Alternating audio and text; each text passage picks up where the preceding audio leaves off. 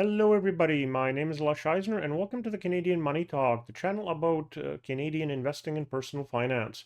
Please like and subscribe. I record 2 videos per week, so make sure you ring the notification bell to get notified each time one comes out. According to the Canadian Monthly Rental Report for April 2023 by Rent Panda, the rental market in the first quarter of 2023 has shown some mixed signals in Canada. On the one hand, prices in most markets appear to be slowly increasing since the last quarter of 2022, and the average days on the market for listings has decreased. However, there are still a few markets that haven't recovered back to Q3 2022 rental prices: Toronto, Vancouver, Kitchener, and Calgary. The Bank of Canada news is affecting rental increases. Many investors and landlords may have felt a calm wave with the latest Bank of Canada rate pause. The fear of having to plan for increase or rising mortgage rates cost seems to have slightly subsided, and it has been reflected in the listing prices not gaining significant traction. Growth is still in the single digits across most major markets. However, the demand for rental housing is still substantial, as the days on market indicator shows. The report believes, due to continually tight rental supply, Canada is going to end up seeing prices rise once again in Q2 and beyond. Canada is on its way out of the seasonally low phase of the rental market, so more renters have already begun their search. Winnipeg, Edmonton, Thunder Bay, Regina, and Saskatoon rank as the most affordable cities, while Toronto, Vancouver, and Kitchener-Waterloo rank as the most unaffordable regions overall.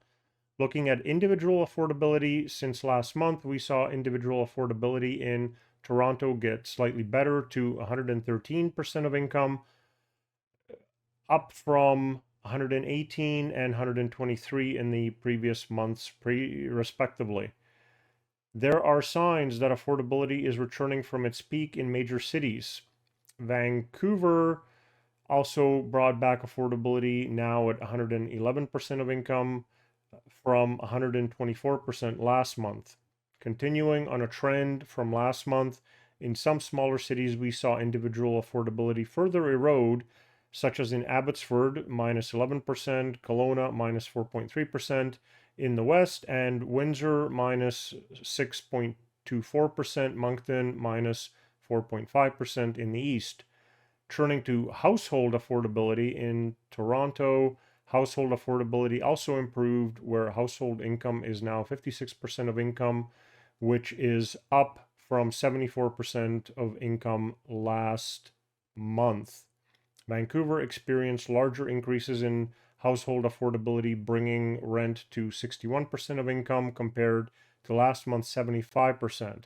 In some smaller cities, we saw household affordability improve almost across the board, with only slight declines in affordability in markets such as Peterborough, Sarnia, and Trois-Rivières, as families who need more space are moving in, generating more demand in those markets, driving up rental rates. At a high level, Canada is generally known to be in a housing crisis. Canada's housing crisis owes its origin to many factors, no doubt, but recent data showed that 1 in 5 Canadian homes is owned by investors, most of whom are Canadian. How does this sort of thing affect low-income families? It's hard to build wealth as a renter, but many people have no choice but to rent, in part because investors scoop up homes and drive up prices. But investors aren't the entire problem. Everyday homeowners benefit from the housing shortage because a scarcity of homes props up their real estate values. And homeowners protect their wealth by actively participating in segregation, by making it illegal to build affordable housing or multi-family housing in their neighborhoods.